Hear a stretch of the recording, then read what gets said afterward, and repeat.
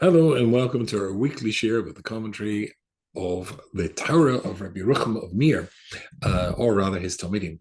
And this week is going to be with the commentary of my Rosh Hashiva, Rabbi Gurbitz, who was a Talmud of the Mir, and a Talmud of Rabbi Rucham Levovitz.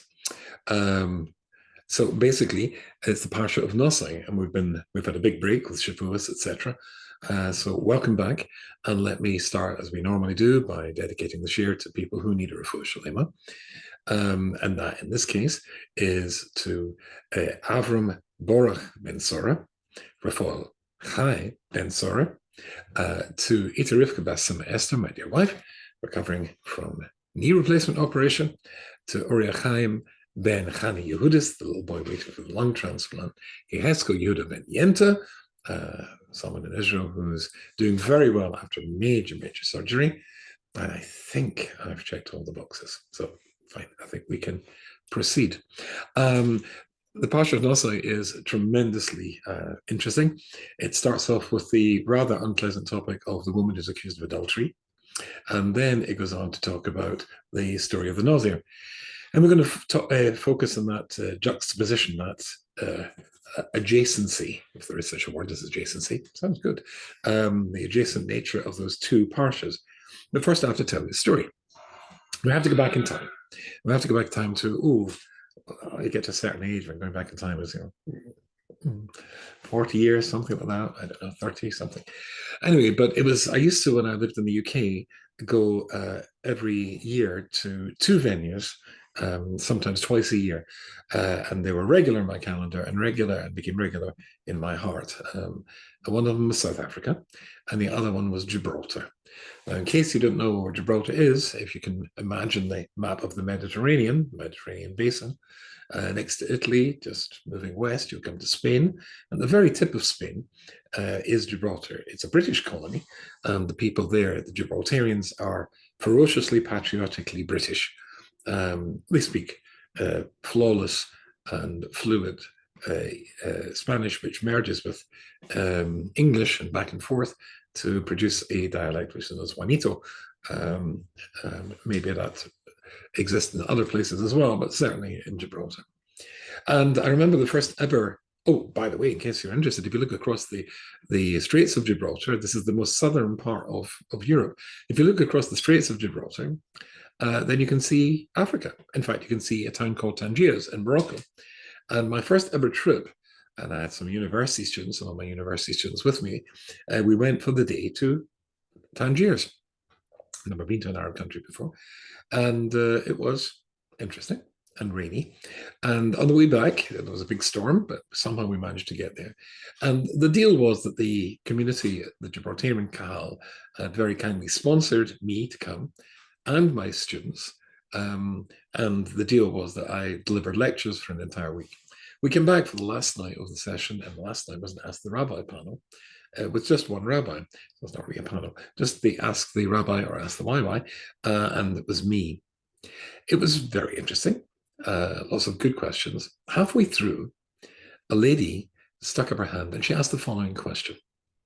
What would I say, she asked, to someone who was told by a rabbi that it is a mitzvah to smuggle things through the Israeli customs without declaring them? So I was extremely surprised at this question. And I said to her, are you telling me somebody asked you, or rather, a rabbi told you that it's a mitzvah to smuggle things through the Israeli customs without declaring it? And she said, yes. I said, well, my first reaction is I'm extremely surprised.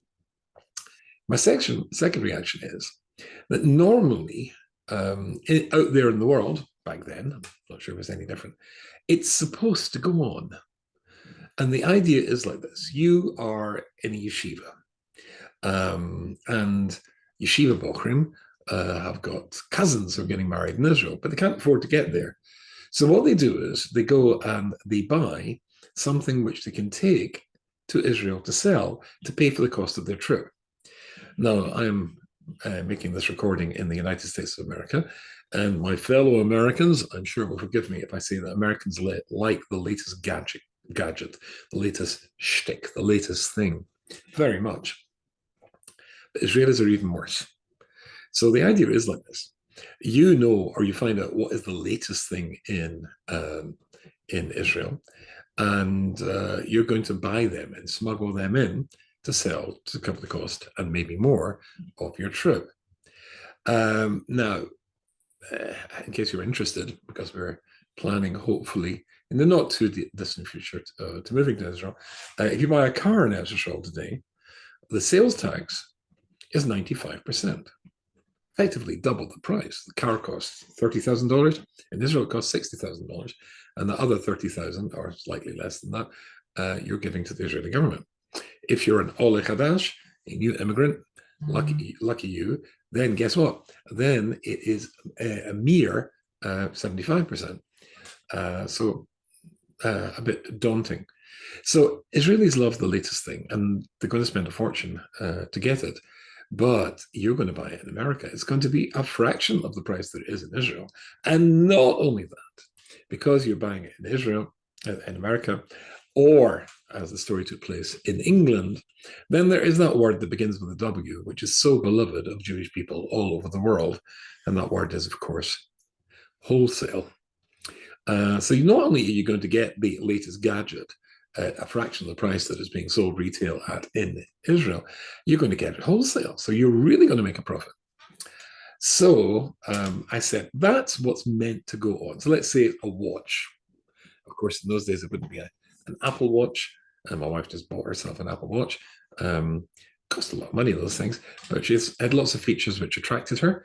And the only problem is she's, after a week later, still can't figure out how to actually use the thing, which is fair enough.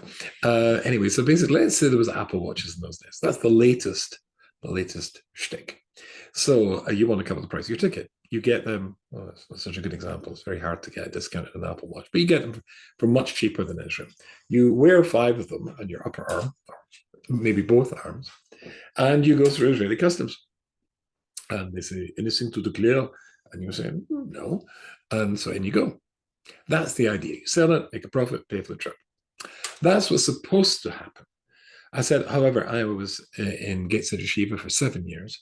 And I have to tell you, of the 360 boys in the yeshiva, it's supposed to be going on, but I never honestly came across anybody who did it.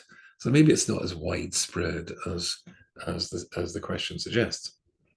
However, to answer your question directly, what do I think about it? Let me tell you something that happened in Gate City Yeshiva. A few years ago, I said, when Ramat Solomon, the Mashgiach of Gate City Yeshiva, now, of course, Ramat is the senior Mashgiach of Lakewood, but he's not very well, so we should have a refuah shalema. He once gave a shir to what's called top kibbutz. That's the top shir in Gate City Yeshiva for the Bochrim and the young marrieds. I was one of those. And he discussed this very issue. And he started the shir by saying, I'm not going to go into the halachic question of whether or not the Israeli government can halachically, in Jewish law, can legally levy taxes on people. It's not such a straightforward and simple thing to assume that it's something that they can do. In Jewish law, a king can levy taxes, demand that you pay taxes. But for a group of Jews to get themselves together, met within the boundaries of the city, a Jewish town, or indeed now a Medina, a nation state, and say that you've got to pay taxes, in halacha, that's not so clear cut. However, he says, I'm not going to get into that. But you should know that to train yourself or to teach yourself to lie and to cheat and to swindle, that's never allowed. The Chofetz Chaim famously was asked by someone who was offered a job in a bank. This would be in Poland. And he went to ask for the bracha of the Chofetz Chaim and to make sure that he thought it was a good idea for him to take the job. The Chofetz Chaim said, if you're working at the window at which you're going to be giving out the money, withdrawals, so you're giving people money, you can take the job.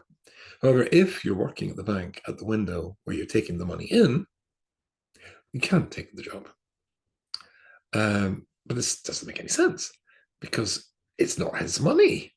But you know, of course, the Rambam says if you've got $100 and you can give $100 to a poor person, which will make a significant difference to his or her life, or you can give $1 to 100 poor people, then you choose the latter. Give $1 to 100 poor people. Why? You're training yourself in the act of giving, doing it over and over and over again. You're training yourself in the act of philanthropy and giving. Even though it's not your money in the bank, the fact that you're giving it out all the time, it has that impact in your mind.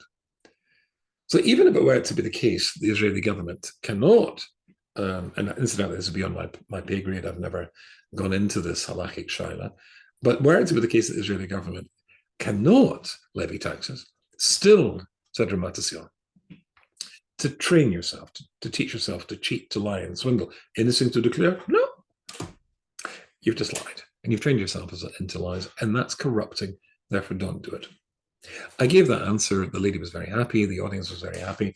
And 2 weeks later, I came back to, or straight after that, I came back to Manchester. And 2 weeks later, in Shachris, morning prayers, a fellow came over to me to explain that he is a rabbi in Gibraltar, in the Gibraltar Koilo, and that he apologized that he hadn't been there for my seminar. It was called a seminar 2 weeks before, but his wife had a baby in Manchester, so he was back there. He said, and I believe it went very well. He very kindly said, and I said, yes, Baruch Hashem, thank you, it went very well. And I believe there was an Ask the Rabbi session. I said, yes, there was. And I believe you were asked this question, the one I've just told you. And I said, yes. He said, because I was the rabbi who told her it was a mitzvah to smuggle things through the Israeli customs. And then he said, and if you forgive me, my phone's just making a noise, so it shouldn't be making any noises because I switched it off. However, I didn't switch it off sufficiently, so slide it off. He said, so, and I hope you forgive me, but I think I was right and you were wrong. I said, that's perfectly okay, because I think I'm right and you're wrong. So he then gave me 3 rationalizations, or 3 justifications for his position. So the first justification was that the reason he believed it was a mitzvah from the Torah, mitzvah d'oraisa, to smuggle things through the Israeli customs without paying was his father, who was a very senior rabbi in London, had told him that it was a mitzvah. That was number 1. Number 2, he said, the Gedolim, the great rabbis of the generation, know that it goes on and haven't spoken out against it. Consequently, they actually approve of it, and therefore that's the second reason why it's a mitzvah. And the third reason was the best reason of all. I hope you're familiar with the character from England, from English literature, called Robin Hood. Are you familiar with Robin Hood? Who stole from the rich and gave to the poor? Communist. Basically, Robin Hood, the model, that was his argument. You see, he said, you're not doing anything dishonest by smuggling things through the Israeli customs and not declaring it. You're not stealing, because the state of Israel levies taxes equally across the board. Anybody with an income, if they can, they take taxes from everybody equally. But they don't redistribute the money equitably and equally. They give more money to non-religious institutions and organizations than they do to religious institutions and organizations. So you're not stealing. You're merely getting back your money that they've stolen from you. Have you ever seen anybody learning Gemara? I'm not stealing. I'm just getting back the money that they stole from me. Yeah, so I said, well, okay, let's go through your points. In regards to your first point, that your father, who is indeed a great Talmud Chacham, way beyond me, I'm going to put that to the side. I didn't hear him say that. I'm going to assume that you misheard him say that. And the next time I see your father, I shall ask him whether he said that.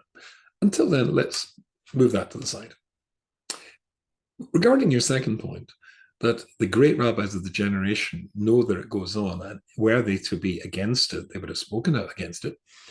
Isn't the senior mashgiach of Gateshead Yeshiva, the largest yeshiva in Europe, 360 boys, Ramatasiel Solomon, speaking to the top shiur in Gateshead Yeshiva and telling them that it's never a mitzvah to cheat, to lie, to swindle, to train yourself to cheat, to lie, and swindle? Isn't that one of the greats of the generation speaking out against this?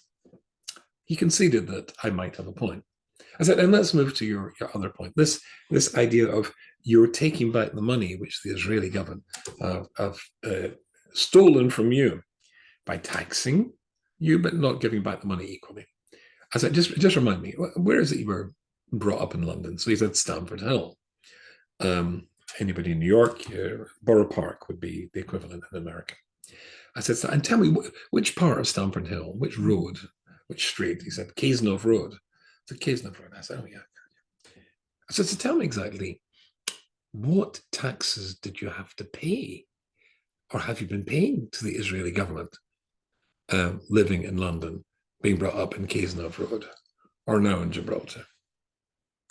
So he went, I said, one last question.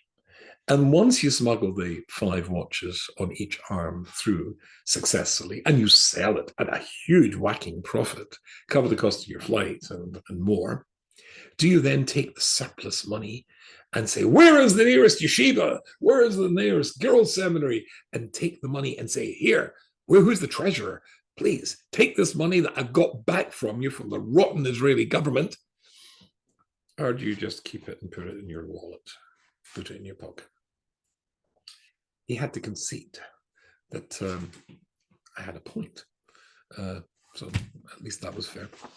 But I thought it might be interesting for us to go back, as I said at the beginning, to look at Parshas and Naso, because in the Parsha of the Nazier, which is what we're going to be looking at, there is an echo of this story, and I'll show you exactly where it is. Or maybe I'll just give you the headline straight away. Sometimes, talking of headlines, you see headlines in papers, particularly secular newspapers, of the nefarious behavior of some Orthodox Jews, people with long side curls and furry hats, or if you're of Lithuanian persuasion, a Rabbonish coat and a black hat, have done terrible things and have been arrested for tax things, or etc., etc. And you say, how can such a thing happen? Well, as we saw from before, there's a mindset. Incidentally, that gentleman went to jail, who I was talking to you about before, for something much worse than smuggling things through the Israeli customs. You see, once you start to be distorted, the Yiddish word is a krum, a twisted perspective. As soon as you are twisting the truth to accommodate what you want, you can demand the same outcome for much more serious things. These thumbs can be used to justify all sorts of, well, maybe it's okay, because all sorts of things. Let's move to this week's Parsha. And this week's Parsha, as I said, the first part of Parshas Naso deals with the woman who's accused of adultery. In Perek Vov, it then talks about the nausea. And here is the Rashi, and Rashi says, why is this juxtaposition? And why is it goes from one theme to this other theme? Why do the themes connect? Or how do the themes connect? So he says, the answer is, Lama nismach Parshas Nazier the Parshas Saita. Why is the story of the Nazier right next to the Parsha of the Saita, the woman accused of adultery? Lama to teach you, Shekol HaRayis Saita B'Kukula, that anyone sees the shameful process which a woman accused of adultery has to endure, then Yazir Atzma Mina Yain will separate himself or herself, because a Nazir can be a woman as well, from wine. Why? Shu maybe the day niyuf, because it brings you to sexual immorality, getting drunk. Well, I think most of us are familiar with that. As a drug, and of course, drugs have different effects. Heroin, opium-based drugs are sort of people falling asleep and relaxing. Cocaine is the opposite, hyper. But as a drug, alcohol is a disinhibitor, which is why you sometimes see pictures in the old cartoons of the little guy who's drunk going up to somebody who's twice or 3 times his size. Come on, I'll take you on. You're off your head? Well, he is. He's disinhibited because he's drunk too much alcohol. So Rashi says, and it almost into our ears in 2023, almost I would say naively, or rather it sounds naively, it appears as though Rashi could only conceive of a woman committing adultery if she got drunk. And therefore, because of that being the previous parsha, then that's why it goes on to the story of the Nazier, somebody who separates himself from wine so that doesn't occur to him or to her. So again, the Hebrew is Lama Nitzvah Parshas Nazir and Parshas Saita. Why is the connection between the two? Lama Nachatichi should call Haroy Saita Kula Yazir Atzmeni Yain. Anybody sees the consequences of what happened to a woman who got drunk, i.e., the accusation of adultery, will he or she hurt themselves and keep away from wine? Let's read those psukim. And it's going to be rather interesting. Speak to the Jewish people of Martha and say to them, Isha, man or woman, ki yaflan lindor neder nozir lazir Hashem, who separates themselves to be a nozir, miyain v'shecher yazir. Then you've got to keep away from wine and strong drink, liquor, which is distilled from wine, which is of course brandy and cognac. Then chometz yain, the chometz shaker, or vinegar, which is made from these two products, the brandy or the wine. Then somebody who's a Nazir can't have that, even that. Lo yishte can drink that. Kol mashras anovim, lo yishte, and any grape juice. You can't have that either. But novim lachim, and grapes, can't even eat a grape, or yiveshim, or a dried grape, a raisin, lo yochin, not allowed to eat that either. Kol yamin Israel, all the time that the person is a Nazir, which is usually a period of 30 days, then anything that comes from the grape, from the vine, whether it is the skin or the seed of the grape, lo yachar is not allowed to eat that either. First, that's the first condition that a Nazir has to meet as when he takes on or she takes on the role of a Nazir. 2, calling me in Israel of the period that a person is a Nazir. Then Tar lo yover al Russia is not allowed to have a haircut. The lady's not allowed to have her hair cut or dressed. Ad melois, or hairdresser cut. Ad melois yomim, until the period is fulfilled of 30 days or whatever it is. Asher yazir Hashem kodesh yegadol pera sar Russia. For that entire period, she will grow her hair as a symbol of their status. And then the last thing, kol yimei haziroi, for the entire period that the person has taken on the status of a Nazir, then al nefesh meis lo yova, you're not allowed to come near a dead body. Lo aviv lo for his mother, for his father, lo achiv lo or his sister or brother, lo yitama, he cannot become impure through contact with them. B'moisam, if he die, ki nezer l'kol b'roshei, because he's a Nazir. This, of course, is not talking about a mace mitzvah. Nobody was around to bury the person. Then, of course, anybody can bury and should bury a dead body. But apart from that, he's not allowed to come near, even for his mother and father. And then Kol Yimei Nizrei Kodesh Hashem. And the story concludes with Kol Yimei Nizrei Kodesh Hashem. He will be holy to Hashem. Let's put that over there for a second. Now, when I was learning this many, many years ago, when I was still living in Manchester, I came across a problem. And the problem was as follows: when the Talmud discusses this and is refining these laws, when it points out that when it's talking about having no product of the vine at all, strong drink, wine, etc., it's the only prohibition is on stuff that comes from the grape. But any other prohibition, any other alcoholic drink is perfectly okay. And when the Talmud finishes discussing that and comes to the halakhic conclusion, it then becomes codified in Jewish law. And I have here the Mishnah Torah of the Rambam. So the Rambam famously says, listen to this. This is the 5th perik of Hilchos Naziros, the laws of being a Nazir. Shlosha minim masarim lenazir. There are 3 categories of things which are prohibited to a Nazir. Interestingly, he reverses the order of the Chumash. Don't know why. Atuma v'hazgalechas v'hayotzim in a gefen. That is contact with a dead body, hairdressers, and anything that comes from the grape. Ben pri, ben pretels pri, whether the fruit itself or any residue of it, like the skin of the grape. Avo hashecher shel tamorim or shel gregris. But any strong drink which is made of dates or gregris, or any other fruit, mutter the Nazir, a Nazir can drink them. That means whiskey is okay, Scottish whiskey. Vodka is okay. Rum is okay. Bacardi, which is a form of rum, I suppose.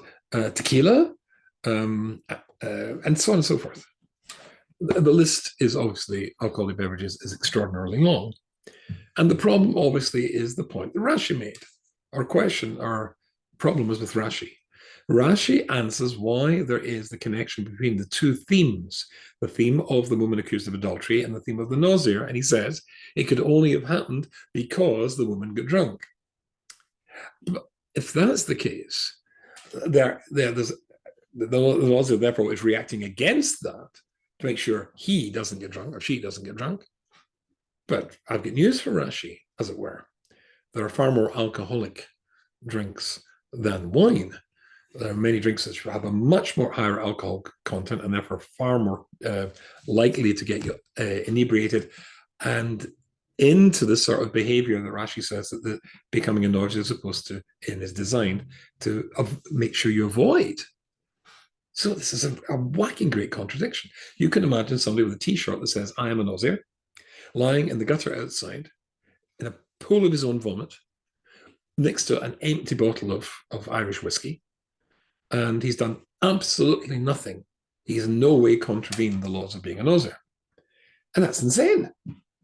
Surely that's crazy. I mean, that question once came into my mind. I remember distinctly for about a week or so, I couldn't get it out of my mind. And one night I couldn't sleep and I was thinking about it.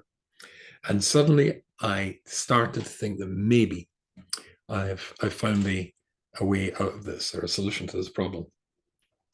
And that is by remembering, as I did, I think probably arguably the most famous commentary of the Ramban, of Nachmanides, in the whole of the Torah.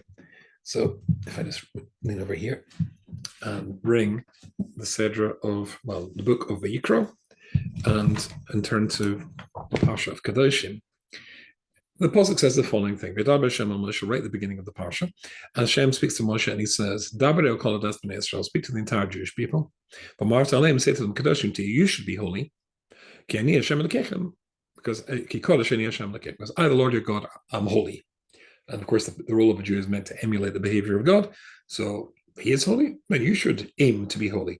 What does being holy mean? So Rashi says, what does it mean?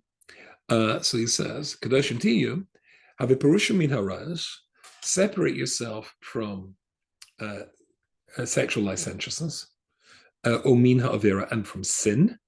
Shekol mokum she'atam wants get erba, because whenever you find a society which has set up barriers to keep the genders apart, atam what's the kedusha, then automatically you're going to find kedusha will exist. Of course, the corollary of that, or corollary, as they say in America, of that is where societies where there are no barriers between the sexes, between the genders, then you'll find the opposite of Kedusha.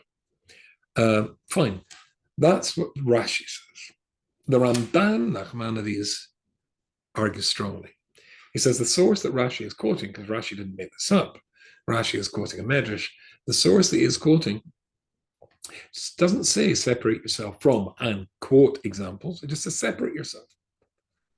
In other words, limit yourself, not just from that which is prohibited by the Torah, that goes without saying, but that which is not limited by the Torah. And this is where the Ramban gets really interesting. So let me read a little bit to you. So the Ramban says, I want to explain what this means. The Torah prohibits certain foods, but permits other foods. The Torah prohibits certain marriages, certain sexual relationships, however, permits other ones. So obviously incest is out and adultery is out. But a man and a woman can marry somebody who's not a close relative. There's nothing wrong with that. Let me read on to what the Ramban says. Therefore, so allows obviously intimate relations between a husband and a wife, and we're allowed to eat kosher animals, and we're able to drink kosher wine. Now this is it. Therefore, there is plenty of opportunity for a Baal Taiva, for a hedonist, for somebody who's interested in physical pleasures. An epicure, which gives it's a Greek word, which gives the Hebrew or Aramaic word an epikuros, a heretic. So therefore, it could be perfectly allowed within the contents and constraints of Jewish law for a man to, let's say, have 2 or 3 wives, to spend all day with one or other of these 2 or 3 wives engaged in the most intimate aspects of marriage. Done nothing wrong. They're married. Or a person insists only in the particular shochet to shecht his meat, and to be prepared by a particular butcher who's under the supervision of not just one kashrus authority, but 2 kashrus authorities, and he'll only eat meat with that. And wine, it's got to 5 hesherim in the bottle. So this guy eats, an epicure eats them, beautiful food all day long. He's a big blobby. Again, done nothing wrong. But the Ramban says he has done something wrong. Because kadoshim tiyu means to separate yourself not just from that which is permissible, impermissible, but what which is permissible as well. And then famously, the Ramban says the following thing. Because it's possible for a person to keep all the laws of the Torah and be a novel b'rishus haTorah. That is to say, become and the Hebrew again is the hine yeye novel b'rishus haTorah. You can keep all the letters of the law. You can be extremely stringent and kashrus, etc., and still be a base, a low human being. The Yiddish word is grob.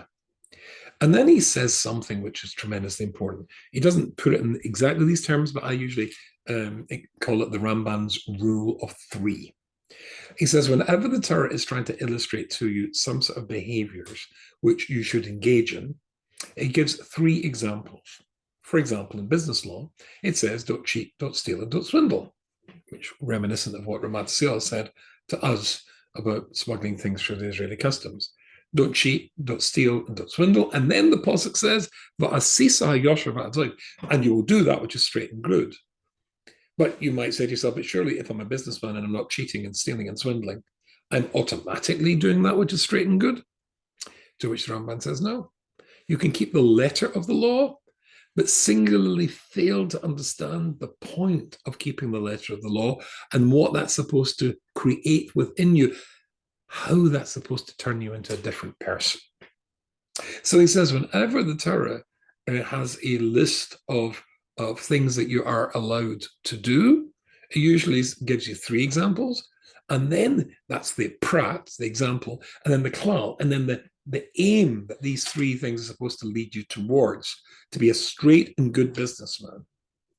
So you can have all the food in the world, it's all kosher, but that's not the point. Our example is the story of the Nazir. There are 3 things. I must tell you, incidentally, I remember, going back to our rule of 3, the Torah is specific in insisting that there is 3 categories of people that Hashem is particularly zealous in protecting. An almana, a widow, an orphan, and a ger. The common denominator linking all 3 is that they've got nobody there to defend them and to protect them. Essentially, Hashem is saying, I will protect them. If you're starting up with them, if you want to oppress them, I'll take it as though you're trying to oppress me. And believe me, picking a fight with Hashem is not really a very good idea. So there are 3 categories. But I remember a lady coming to quote that to me and says, it's so unfair. What about me? I'm a divorcee. I'm equally vulnerable. But the Ramban's rule of 3 says that these 3 that the Torah gives as an example, don't cheat, don't steal, don't swindle, and then the ideal behind it, or the idea behind it, become a straight and honest person, is the Torah's repeating pattern by saying that you mustn't oppress the ger, the almona, and the yosem, the widow, the orphan, and the ger. That's a rule of 3. And anyone like that, by implication, and of course, a divorced woman without maybe the support from the ex-husband, etc. It's the rule of 3. What did we talk about before? We talked about being a Nazir. There were 3 categories of behavior that are limited in the case of a Nazir as well. The wine, and contact with a dead body, and haircuts. But let's turn, before I come back to that, to my Rosh Hashiva of Leib Gurevitz. Because he's going to take the words of the Ramban and expand on them. And I think you'll enjoy this very much. I certainly always enjoy this. He quotes the Ramban, and he says the Ramban is telling us the following thing. The Ramban is saying that the three examples that are given are simply there as illustrations of how you should get to the purpose, the aim, the final destination that these mitzvahs are meant to take you to. And my Rosh Hashiva writes that you have to realize that the mitzvahs are not an end in themselves. The mitzvahs are rather similar to the rungs or the steps in the ladder. The point of the steps in the ladder is to take you from one place to another place. Nobody stands in the middle of a ladder. Now, of course, you're never going to get anywhere without the rungs of the ladder, the steps of the ladder. You're never going to achieve holiness except by doing mitzvahs. But don't think just by doing the mitzvahs that's going to do it. No, you've got to know what, by doing these mitzvahs, does the Torah want me to become? So, my Rosh Hashiva goes on and says, Ki achras esha sheyashav echad shemakayim asoras haTorah shegevar hagia letaklas devarim abel ze eno kibin shelo bo letaklas hamachavim. So a person might think, well, I keep all the laws scrupulously, and that's what the Torah wants from me. Not true, says my Rosh Hashiva. You indeed, as the Ramban said, that's explaining what the Ramban means, you can keep all the laws and still be a repulsive human being. And then he quotes Rabbi Rucham, the Mashgiach al-Mir. So he said the following thing. I'll say this bit outside. When I was growing up, when I was a little boy, I was born in 1955. When I was a little boy, still in the UK, they had national service. It wasn't too long after the Second World War. And young men had to go and do a year's national service in the British Army. By the time I got to when I grew up, it was long abandoned, became a professional army. But Rabbi Rucham says that very often, and I saw this with my own eyes, there was a fellow who lived in our street, non-Jewish fellow, and he was a bit of a bum. The sort of guy, who went to the pub, got home, staggered home, slept off till about midday, and went back to the pub, came back, went, and the cycle would continue. I never saw the inside of his bedroom, but I would kind of guess that it was like a garbage can.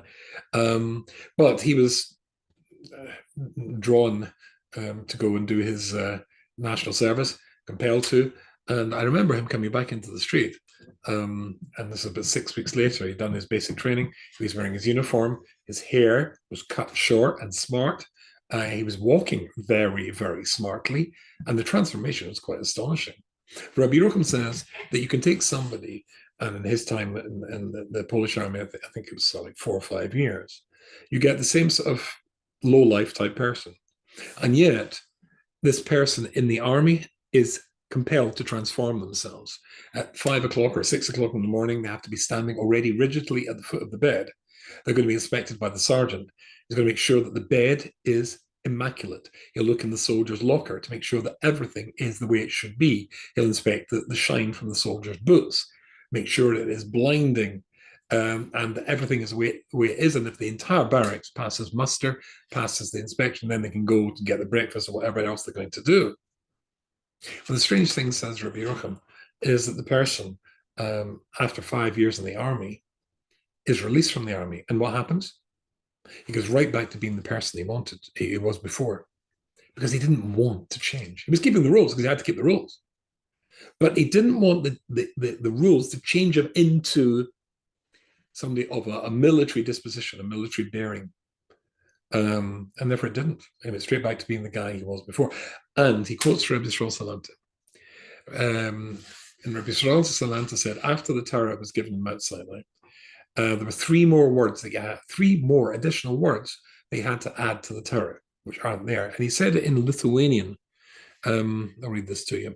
You had to add one more statement with 3 words. And he said it in Lithuanian. I will now give you my 3 words of Lithuanian. I checked with a Lithuanian person once. They said that this is the right pronunciation. Nebugdorne. Nebugdorne means don't be a lunatic. Don't be a fool. If you think you've got the Torah because you've got the 613 mitzvahs in Genesis, Exodus, Leviticus, Numbers, and Deuteronomy. Nibug doni, don't be a fool. Or as my very dear old friend, Rabbi Danny Levy, the Rav of Zurich, put it brilliantly once. Well, he was a brilliant mind.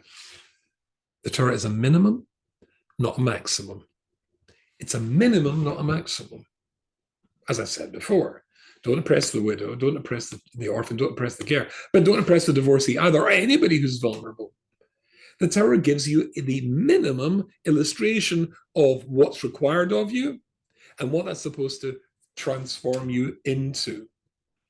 And the idea of being a nauseer and lying in the gutter in a pool of your own vomit with an empty bottle of Irish whiskey beside you with your t-shirt that says, I'm a nauseer. No, because after it gives us the three categories, and if you remember, I had this open so that we could read that. After it goes through the three categories, the last pasuk says, Kol Yimei Nizroi, the entire period that a person is a nauseer, Kodesh Ul Hashem. The ambition is to become a Kodesh. There it is. The rule of the three: no haircuts, no dead bodies, nothing from the grape, from the vine. And your aim is to become a Kodesh. It doesn't have to say all the alcoholic beverages. It doesn't have to say beer and whiskey and vodka and all the rest. For goodness sake, if it said all the alcoholic beverages, the book would be 5 times the size that it is. That's just mentioning those. It just gives you an illustration because the Torah is a minimum, not a maximum. But once you start to farkrum, as it were, once you start to twist the Torah for your own agenda, then you can, of course, you can be smuggling things through the Israeli customs. But it's impacting on you negatively. The point of the Torah is to impact on you positively. So even though it doesn't say all the alcoholic beverages, put 2 and 2 together and get the idea of the Ramban's rule of 3. And that is the illustration that you apply to other scenarios and other realities to make sure that you grow and you change and you become Kodesh Hu Lashem. I shall look forward to seeing you next week. A wonderful Shabbos and a very good week.